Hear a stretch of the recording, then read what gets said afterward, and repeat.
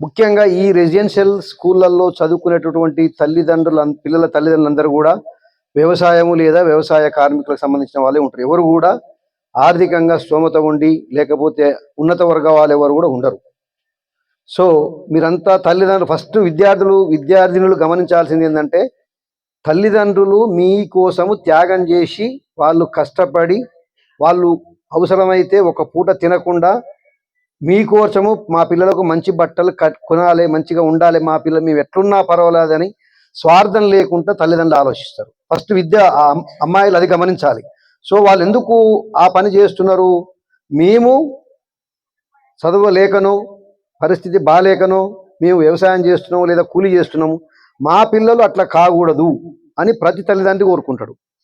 కాబట్టి విద్యార్థినులు ఫస్ట్ తల్లిదండ్రులు వాళ్ళు ఎందుకు చదివిస్తున్నారు? వాళ్ళంతా కష్టపడి కంపలో చేలలో ఎండలో వానలో కష్టపడి బురదలో కష్టపడి మనం ఎందుకు చదివిస్తున్నారు? వాళ్ళు తిన్నా తినకుండా మనకు మంచి బట్టలు కొనిచ్చి ఎందుకు చదివిస్తున్నారు అనేది ఒకటి అర్థం చేసుకొని దాన్ని మీరు దృష్టిలో పెట్టుకొని రకరకాల సమస్యలు ఉండొచ్చు. అయినప్పటికీ కూడా మనకు ప్రైమరీ అంటే ప్రాథమికంగా మనము తల్లిదండ్రులను దృష్టిలో పెట్టుకొని మనము మన భవిష్యత్తును తీర్చిదిద్దుకోవాలి. ఒకటి, ప్రభుత్వం కూడా రకరకాల సమస్యలు ఉండొచ్చు. అయినప్పటికీ కూడా మనకు రెసిడెన్షియల్ పాఠశాలలు ఏర్పాటు చేసి దానికి వసతులు అన్నీ ఉన్నాయని నేను చెప్పను, అన్ని సక్రమంగా ఉన్నాయని నేను చెప్పను. కానీ ఉన్నంతలో ఎక్కడ కూడా ప్రైవేటు స్కూల్లో కార్పొరేట్ లేని స్కూళ్ళల్లో లేని వసతులు కూడా మన ప్రభుత్వ పాఠశాలలో ఉన్నాయి. మనం ₹1,00,000 ఫీజు కట్టిన స్కూళ్ళల్లో కూడా టాయిలెట్స్ ఇంతకంటే మంచిగా ఏం లేవు. 500-600 మంది స్టూడెంట్ 5-6 టాయిలెట్స్ ఉంటాయి, డ్రింకింగ్ వాటర్ ఉండదు, ఏమీ ఉండదు. కానీ లక్షలలో ఫీజు ఉంటుంది, బుక్స్కు రేట్ ఎక్కువ ఉంటుంది. కానీ మన రెసిడెన్షియల్ పాఠశాలలో ప్రభుత్వమే మీకు అన్ని వసతులు కల్పిస్తుంది. సరే ఎక్కువ తక్కువ అయినా అన్నీ ఫ్రీగా ఇస్తుంది.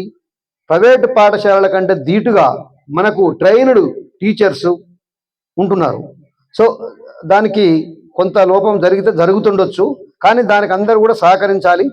తల్లిదండ్రులు అదేవిధంగా విద్యార్థులు కూడా ఉన్న అవకాశాలను వినియోగించుకొని ఎక్కడైనా సమస్యలు ఉంటే పై అధికారుల దృష్టికి తీసుకొచ్చి దానికి ముఖ్యంగా తల్లిదండ్రుల పాత్ర చాలా కీలకం. దీంట్లో మన పిల్లలు ఎక్కువ కాలం స్కూల్లోనే ఉంటారు.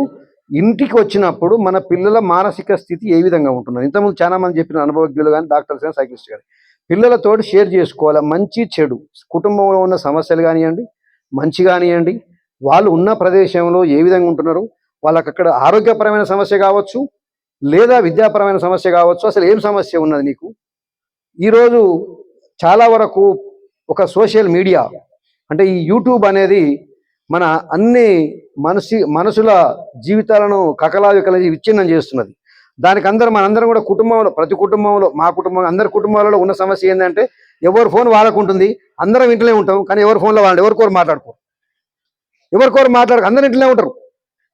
ఒక పక్క ఆలు కూర్చుంటారు, ఒక పక్క తల్లి కూర్చుంటారు, ఒక తండ్రి కూర్చుంటారు, ఒక పక్క పిల్లలు కూర్చుంటారు, ఎవరి ఫోన్ వాళ్ళు చూసుకుంటూ కూర్చుంటారు. సో ఇది ముఖ్యంగా ఇవన్నిటికీ కారణం ఏంటంటే కుటుంబ వ్యవస్థ మానసికంగా ఆందోళనలు, మానసికంగా ఇబ్బందులు రావడానికి ముఖ్యమైన సమస్య ఏంటంటే మనము కలిసిమెలిసి ఉండకపోవడము. ఈ సోషల్ మీడియా అనేదే ముఖ్యమైనది. కాబట్టి నేను రిక్వెస్ట్ చేసే తల్లిదండ్రులకి ఏంటంటే, హాస్టల్లో ఉన్నప్పుడు ఎట్లాగూ వాళ్ళకి ఫోన్లు లేవు, వాళ్ళు మీ ఇంట్లోకి వచ్చినప్పుడు ఫోన్లు అందుబాటులో ఉంటాయి. మీరు ఫోన్లు అందుబాటులో ఉన్నప్పుడు ఉన్న కాస్త వారం రోజులు 10 రోజులు సెలవులకు వచ్చినప్పుడు మీరు పిల్లలను ఫోన్లతోటి కాకుండా మీరు కూడా ఫోన్లతోటి కాకుండా పిల్లలతోటి గడపండి. మీకు సగం సమస్య పోతుంది. మీకున్న సమస్యలు ఏంది, మీ కష్టాలు ఏంది, మీ ఏ విధంగా చదువుతున్నారు. కొంతమంది చెప్పారు టీచర్స్ ఏం పట్టించుకోవట్లేరని. మేము చదువుకునేటప్పుడు మా కాంపోజిట్ మ్యాథ్స్ తీసుకున్నాను. అప్పుడు జనరల్ సైన్స్, సో మామూలుగా కాంపోజిట్ మ్యాథ్స్ జనరల్ మ్యాథ్స్ అని ఉంటుండే. కానీ నాకు లెక్కలు సరిగ్గా రావు. జన్నారెడ్డి ఒక టీచర్ ఉంటుండే. మేము 10th క్లాస్ ఉన్నా కూడా ఎట్లా కొట్టేదంటే ఇట్లా పెట్టి వంగవేటి గుద్దేది. కానీ అప్పుడు మా తల్లిదండ్రులు వచ్చేవారు కంప్లైంట్ చేయకపోయేది టీచర్స్ మీద. కానీ ఈరోజు కనుక ఒక్క టీచరు పిల్లలను కొడితే తిట్టినా కూడా మా పిల్లల్ని ఎట్లా తిట్టినా ధర్నా చేస్తున్నారు. తప్పే. ఎందుకు కొడితే అకారణంగా కొడితే కొట్టడం అనేది సరే, వ్యవస్థ మారిపోయింది, పిల్లలు మానసికంగా మారారు, కొట్టడం అనేది తప్పు, కొట్టకూడదు. కానీ తప్పనిసరి పరిస్థితి మన తల్లిదండ్రులు అయితే మన పిల్లలు కొట్టమా? చెప్పినప్పుడు కొడతాం కదా. కానీ కొట్టొద్దు, కొట్టకుండానే చెప్పాలి. కానీ మనము పిల్లలను టీచర్ తిట్టిరనో లేకపోతే మందలిచ్చిరనో మన తల్లిదండ్రులను కూడా మనము ఎందుకు కారణం ఏంది అడగాలి టీచర్ను. ఎందుకు తిట్టాల్సి వచ్చింది టీచర్, ఏమైంది అనేది దాన్ని సవరణ చేసుకోవడానికి ప్రయత్నం చేయాలి. కానీ మీరు టీచర్ల మీద తిరగబడడం కానీ లేకపోతే మన పిల్లలు ఒకసారి మన పిల్లలు కరెక్ట్ ఉన్నా టీచర్లు అందరూ కరెక్ట్ ఉంటారని కూడా నేను చెప్పను. మీరు అన్నట్టు టీచర్లు వేధిస్తూ కొంతమంది మా దృష్టి కూడా వస్తున్నాయి. అందుకనే మన గౌరవ కలెక్టర్ గారు ఏం చేసినారంటే మన జిల్లాలో ఒక వ్యవస్థను ప్రవేశపెట్టబోతుంది. ఇంతకు డిఎంహెచ్ గారు చెప్పినట్టు ఒక వ్యవస్థను ప్రవేశపెట్టబోతున్నాం. అన్ని స్కూల్స్లలో అంటే హాస్టల్స్లో అన్ని రెసిడెన్సీ కాలేజీలో కాంప్లైంట్ బాక్స్ పెడుతున్నాం. కాంప్లైంట్ బాక్స్ తాళం చేతులు స్పెషల్ ఆఫీసర్ దగ్గరనే ఉంటాయి. ప్రిన్సిపాల్ దగ్గర ఉండవు, ఎవరి దగ్గర ఉండవు. ఒక స్పెషల్ ఆఫీసర్ ఉంటాడు, ఆ స్పెషల్ ఆఫీసర్ దగ్గరనే ఉంటాయి. అందరూ విద్యార్థినులు, పిల్లలు మరియు తల్లిదండ్రులు కూడా, మీ తల్లిదండ్రులు కూడా విజిటింగ్కి వచ్చినప్పుడు మీకున్నటువంటి సమస్యలు ఏదైనా వ్యక్తిగత సమస్యలు కావచ్చు, ఆరోగ్యకరమైన సమస్యలు కావచ్చు, వ్యక్తిగత మీన్స్ అంటే మీ కుటుంబ సమస్యలు కాదు, ఆ అమ్మాయి ఆరోగ్యం బాగాలేకపోతున్నాం ఏదైనా చెప్పలేని సమస్యలు ఉంటాయి. కొంతమంది ఈ అమ్మాయిలు కాబట్టి కొంతమంది చెప్పలేరు. సో మీకు మహిళా డాక్టర్లు కూడా వస్తారు, వాళ్ళకి చెప్పండి. సైక్రాట్రిస్ట్ వస్తారు. ఎవరికైనా అందరూ కూడా మానసికంగా అందరూ దృఢంగా ఉంటారు అనుకోవడం లేదు. కొంతమంది మానసికంగా కూడా కొంచెం బలహీనంగా ఉంటారు. అట్లాంటి వాళ్ళు ముఖ్యంగా టీచర్ల పాత్ర కూడా ఉంది దీంట్లో. ముఖ్యంగా టీచర్ల పాత్ర చాలా ముఖ్యము. ఎందుకంటే పిల్లలు దాదాపుగా 24 గంటలు మన కంట్రోల్నే ఉంటారు. ఎప్పుడో పిల్లలు ఆ సెలవులు వచ్చినప్పుడు మాత్రమే తల్లిదండ్రుల దగ్గర పోతారు. వాళ్ళని ఎక్కువ కేర్ తీసుకోవాల్సిన బాధ్యత మనదే. వాళ్ళు కానీ ప్రభుత్వం కానీ తల్లిదండ్రులు కానీ మనం నమ్మి వాళ్ళ పిల్లలు మన దగ్గర పంపించారు. సో వాళ్ళను మన పిల్లల కంటే మన పిల్లలు మనం జాగ్రత్తగా చూసుకున్నా చూసుకోకపోయినా మన హాస్టల్లో ఉన్న పిల్లలను మనందరం కూడా చాలా జాగ్రత్తగా చూసుకోవాలి. ఎలాంటి సమస్యలు ఉన్నా కూడా వాళ్ళను ఎవరైతే మీ అందరూ కూడా మహిళా టీచర్లే కదమ్మా, అంత మహిళలే కాబట్టి అమ్మాయిలకు ఉన్న సమస్య ఏంది వాళ్ళను మామూలుగా కూర్చోబెట్టి కొంతమంది చెప్తున్నారు ఇప్పుడు ప్రపంచ సృష్టిలో భగవంతుని అందరం నమ్ముతాం, మంచిని నమ్ముతాం, చెడు నమ్ముతాం, భూత ప్రేతాలను నమ్మేటోళ్ళు నమ్ముతాం. నేను లేవు ఉండవనేది తర్వాత విషయం, ఇమ్మేటీరియల్ అది. సరే దానికి నిరూపణ ఆధారం దేవుడు ఎక్కడ ఉన్నాడు, దేవుడు ఎక్కడ ఉన్నాడు ఎవరు నిరూపించలేరు. ఏదెక్కడ కానీ ఎవరి నమ్మకం వాళ్ళది కాదంటలేదు. కానీ ఆ నమ్మకంతో ఇంతకుముందు చెప్పినారు కదా, ఇప్పుడు మనం నడిచిపోతుంటాం చీకట్ల ధైర్యంగా నడిచిపోతుంటాం. ఆ పక్కన ఆ నీళ్లుంటాయి, నీళ్ళ కప్పనో ఏదో ఎగిరిపడంగానే భయం అవుతుంది. కప్పనో ఏదో లేకపోతే జంతువు కాకో సపోర్ట్ చేయగానే అప్పటి నుంచి మనకు భయం స్టార్ట్ అయితేనే ఉంటుంది. ఇక అరే ఏమో వస్తున్నాయి ఇంకా ఏదో వస్తుందని అక్కడ చూస్తే ఏముండదు. సో రకరకాల అంటే మానసిక స్థితిని బట్టి కూడా మనకు భయం అనేది ఒక్కసారి భయపడ్డాము, మానసికంగా బలహీనపడ్డామంటే మనగడ కష్టం అవుతుంది. సో పిల్లలకు అలాంటి అపోహలు ఉండకూడదు. సరే ఉన్నాయా లేవా తర్వాత విషయం, అది అలాంటి అపోహ అనేది ఉండకూడదు. సో ఇంకా కూడా నెక్స్ట్ అందరూ నేను మీడియా మిత్రులను కూడా కోరేది ఏంటంటే ఇట్లా చిన్న చిన్న పొరపాట్లు ప్రైవేట్ స్కూల్లో జరుగుతాయి, కార్పొరేట్ స్కూల్లో జరుగుతాయి, మన ఇంట్లో కూడా జరుగుతుంది. దురదృష్టశాత్తు రకరకాల సమస్యలు వస్తాయి. అంత మాత్రం చేత మనము దాన్ని కాదు తర్వాత విషయం. కాబట్టి ఈ స్కూల్లో ఇంత ప్రాముఖ్యమైన స్కూలు, ఇంత మంచిగా ఉన్న స్కూల్లో అందరు తల్లిదండ్రులను కోరేది ఏంటంటే మీ పిల్లలను పంపియండి. మీ పిల్లలకు మేము బాధ్యులము. ఇక్కడ ఎలాంటి సమస్య ఉన్నా కూడా దాన్ని పరిష్కరించడానికి మీరందరూ సహకరిస్తున్నారు. సో ఇది మీ హాస్టల్, మీ ఇల్లు. ఇది పిల్లలు అంటే నేను చెప్తున్నాను, పిల్లలకు మీ ఇల్లు కంటే దీన్ని శుభ్రంగా ఉంచుకోవాలి. మీ ఇంట్లో ఉండేది తక్కువ, ఈ స్కూల్లో ఉండేది మీరు ఎక్కువ. మనకు జీవితం ఇచ్చేది స్కూలు. ఇంతకుముందు సార్ చెప్పినారు, జీవితానికి చదువుకు సంబంధం లేదు.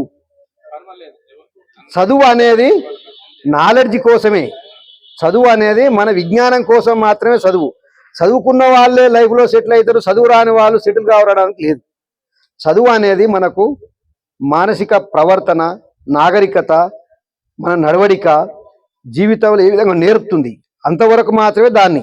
సరే కొంతమంది అదృష్టం, కొంతమంది చాలా తెలివికల్లో ఫస్ట్ క్లాస్ వచ్చిన కూడా ఏం కాకపోవచ్చు, థర్డ్ క్లాస్లో పాస్ అయిన కూడా మంచి ఉద్యోగం సంపాదించవచ్చు. అంత మాత్రం చేత చదువు అనేది మన జీవన విధానాన్ని, మన జీవితాన్ని ప్రయాణం చేయడానికి మాత్రమే, నాలెడ్జ్కి మాత్రమే ఉపయోగపడుతుంది. అంతేగాని చదువు వచ్చినోడే బతుకుతాడు, చదువు రానోడు బతుకుతాడు, నేను 10th ఫెయిల్ అయినా నా బతికేలేదు అనుకోవడం లేదు. 10th ఫెయిల్ అయిన వాళ్ళు కూడా రేపు పీజీ చేయొచ్చు, సైంటిస్ట్ కావచ్చు, ఐఏఎస్ ఆఫీసర్ కావచ్చు, ఐపీఎస్ ఆఫీసర్ కావచ్చు, ఒక ఎస్ఐ కావచ్చు, ఎంఆర్ఓ కావచ్చు, ఏదైనా కావచ్చు. 10th క్లాస్ ఫస్ట్ క్లాస్ వచ్చిన వాడు ఇంటర్మీడియట్లో ఫెయిల్ కావచ్చు. సో దానికి కులమానం అనేది ఏది లేదు. ఎవరు కూడా తల్లిదండ్రులు కూడా పిల్లలకు వాళ్ళకు ఆత్మధైర్యాన్ని చెప్పాలి. ఎవరు కూడా చదువు రానంత మాత్రాన ఆత్మ న్యూనతకు లో కాకూడదు. చదువు అనేది మనకు జీవితం కాదు. చదువు అనేది మన జీవితాన్ని సక్రమంగా నడుపుకోవడానికి ఒక సాధనం మాత్రమే, ఒక విజ్ఞానం మాత్రమే. ఆ విజ్ఞానం ద్వారా మనం రకరకాల మార్గాలు ప్రయాణిస్తాం. ఒకరు వ్యాపారం చేస్తారు, ఒక వ్యవసాయం చేస్తారు. ఒక 10 ఎకరాల భూమి ఉంది అనుకోండి, మంచి నాలెడ్జ్ మంచి చదువు ఉంటే 10 ఎకరాల భూమిలో ఒక ఐఏఎస్ ఆఫీసర్ సంపాదకుడు ఎక్కువ సంపాదిస్తాడు. సో ఆ విజ్ఞానం కోసమే మన చదువు అనేది పిల్లలకు ఫస్ట్ తల్లిదండ్రులు, నువ్వు చదవలేదు, పక్కింటి వాడు చదువుతున్నాడు, ఆ 10th పాస్ అయ్యాడు, 10th 90% వచ్చింది, నీకు రాలేదు అని మీ తల్లిదండ్రులు కూడా పిల్లలను విద్యాపరంగా ఫస్ట్ మనకమ్మ జీవితం ఉంటే బతుకుంటే బలసాగి తినొచ్చు అనేది 3 సామెత ఉంది. అంతేగాని పర్సెంటేజ్ రాలేదు కాబట్టి నువ్వు పనికిరాని అనడానికి లేదు. మన స్టూడెంట్స్ కానీ తల్లిదండ్రులు కానీ ముఖ్యంగా ఇక్కడ ఉన్న స్కూల్స్ ఈ రెసిడెన్షియల్ స్కూల్లో ఉన్న టీచర్స్కి అందరు కూడా చెప్పేది అంటే పిల్లలను ప్రేమతోటి, ఎందుకంటే వాళ్ళ తల్లిదండ్రులు మనకు నమ్మి మనకు అప్పచెప్పారు కాబట్టి ప్రేమతోటి ఇక్కడ ఎలాంటి సమస్యలు ఉన్నా మా దృష్టికి తీసుకొచ్చి సాధ్యమైనంత వరకు పరిష్కారం చేస్తాం. సాధ్యం కానీ మీరు కూడా అడ్జస్ట్ చేసుకోవాలి. ఎందుకంటే మన ఇంట్లో సమస్యలు ఉండవా? ఇప్పుడు మనకి 2 పిల్లలు ఉన్నారు, అడిగి నేను కొనిస్తాం మనం ఒకటేసారి. సో కోరికలు చాలా ఉంటాయి, కొనియలేం కదా. ప్రభుత్వం కూడా వ్యవస్థ కూడా కుటుంబమే, ఇది ఒక ప్రభుత్వం కూడా కుటుంబమే. కొన్ని అవుతుంటాయి, కొన్ని కావు. ఇప్పుడు మన ఇంట్లో ఏది కావాలి, ఫస్ట్ మనం తినడానికి కావాలి, తర్వాత నెక్స్ట్ అవసరాలు తీరాలి, అవసరాల తర్వాత లగ్జరీ. సో దాని ప్రకారం మినిమం వసతులు అనేవి మనకు ఉంటాయి. కొన్ని అడ్జస్ట్ చేసుకోవాల్సి వస్తుంది. బాత్రూమ్ల సమస్య ఉన్నది, నీళ్ళ సమస్య ఉన్నది. అమ్మాయిలు కూడా నీట్గా ఉంచుకోవాలి. నేను దాదాపు అన్ని స్కూల్స్లో నేను ఈయన కూడా వచ్చినా కదమ్మా, 6 నెలల క్రితం ఈ హాస్టల్ కూడా వచ్చాను నేను. ఆ రోజు కూడా పిల్లలందరితో మాట్లాడిపోయినా నేను. ఎవరిది వాళ్ళు వ్యక్తిగతంగా పరిశుభ్రత కూడా పాటించాలి. అనుమానాలు కానీ అపోహలు కానీ దయచేసి పెట్టుకోకండి. ఇక్కడ దురదృష్ట సంఘటన జరిగింది, ఎందుకు జరిగింది, ఏం జరిగింది అనేది ఇన్వెస్టిగేషన్ చేయడానికి మనకు వ్యవస్థ ఉన్నది. అర్థమైందా? అన్ని తెలిసి జరగవు. ఒక దుర్ఘటన జరగంగానే అక్కడేదో ఉందనగా అన్ని కుటుంబాలలో జరుగుతాయి, ప్రైవేట్ స్కూళ్ళలో జరుగుతున్నాయి, కార్పొరేట్ స్కూల్లో జరుగుతాయి. అన్ని కార్పొరేట్ స్కూల్లో జరుగుతున్నాయి. అట్లాంటి కార్పొరేట్ స్కూల్లో మూతపడ్డా మళ్ళీ మనమే చేర్పిస్తున్నాం, కాంపిటీషన్ పెట్టి ఇంకో 1,00,000 ఇచ్చి డొనేషన్ ఇచ్చి. సో మనం ప్రభుత్వ హాస్టల్లో జరిగింది కాబట్టి ఇక్కడేదో జరిగింది, ఇక్కడేదో ఉన్నది అనేది దయచేసి ఆ అపోహ తీసేయండి. మీరందరూ చక్కగా ప్రభుత్వం కల్పించిన అవకాశాలు వినియోగించుకోండి. ఇంకేదైనా ఉంటే లోటుపాట్లు ఉంటే తప్పకుండా మేము సవరిస్తాం. పిల్లలు కూడా నిర్భయంగా మీకు ఎలాంటి సమస్య ఉన్నా చెప్పుకోవడానికి అవకాశం ఇస్తాం.